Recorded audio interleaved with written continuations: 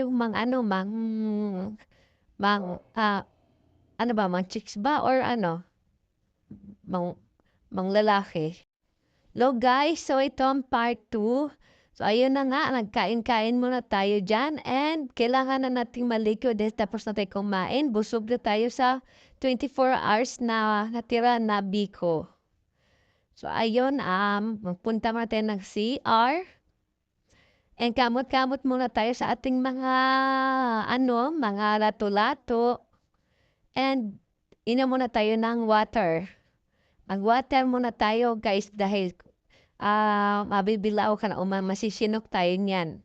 At pabunos ang ating water. Masyadong malaki yung water. Yung mahirap dito kasi talagang kailangan may stock ka din. Kung bibili ka tingi-tingi, napakamahal. Sobra. So, ayan.